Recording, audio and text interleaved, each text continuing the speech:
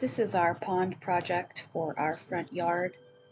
We wanted to just kind of jazz up the front yard and give wildlife a place to drink water and gather. We did have some ducks and turkeys, even though we live in the city, that were enjoying this. The squirrels also really enjoy it as well. We also want to get rid of our lawn, and this is one of the first steps of many for a more what we consider eco-friendly front yard. We were being so careful with the sod because we wanted to use it in our backyard to fill in some spots. We do have chickens as well, so having a little bit more grass in the backyard would be helpful for them. Our first idea for the liner was to try to use clay. I wanted a more natural pond liner. I didn't want to put a bunch of plastic into the ground. So we started the method where you lay it all down, tamp it in, and then you put soil over the top of it, which was method number one. Unfortunately, that method did not work, and by the time we had filled up the pond and overnight, the next morning it was completely empty.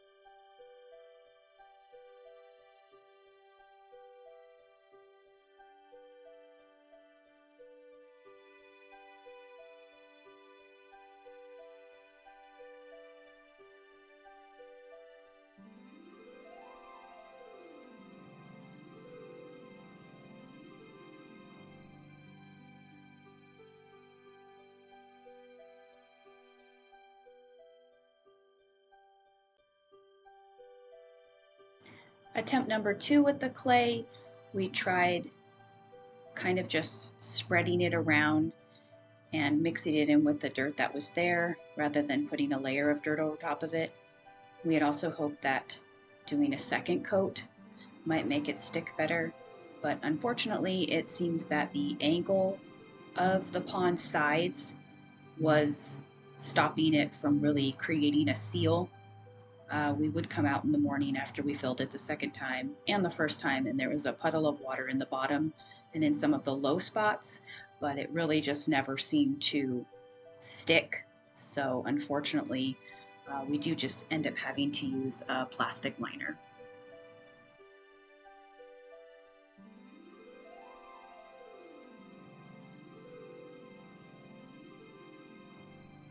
The plastic liner, we didn't get the highest quality, but we did use the geotextile underlayment, which is really important for stones and branches and twigs and things that we may not have gotten all the way out.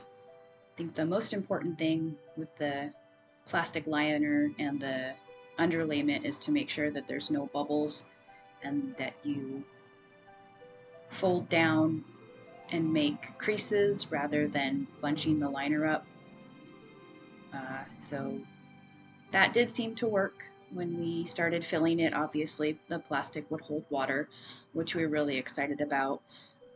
For the water, we did use the leftover in the rain barrel because we wanted to try not to use all city water because it ended up being about 500 gallons, give or take.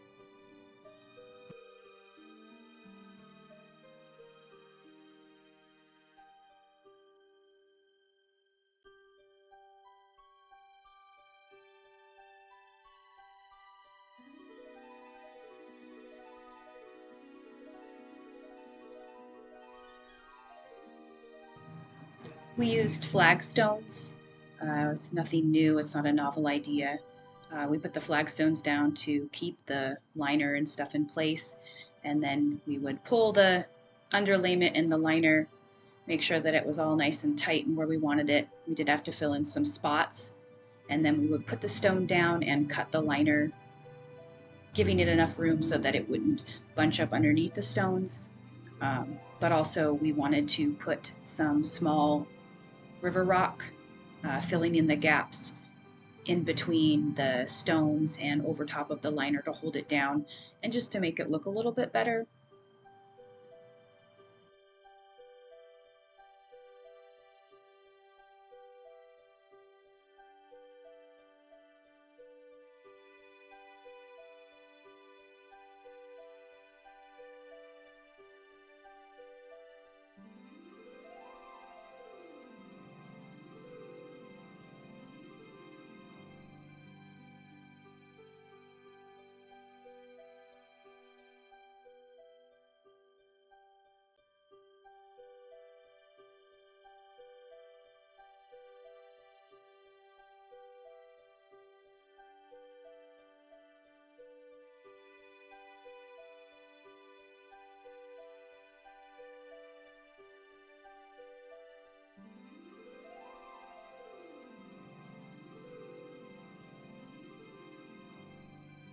Thing in place, laying the river rock was pretty easy.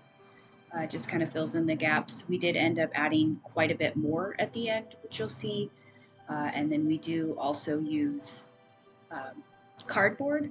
So I like to use cardboard underneath as kind of a weed barrier. It will deteriorate, but it does add that little bit less, plastic into the environment. So it's not shown, but I will go back over and move the rock out of the way, put the cardboard underneath the liner and underlayment, and then put the river rock back over top of it to hold it down.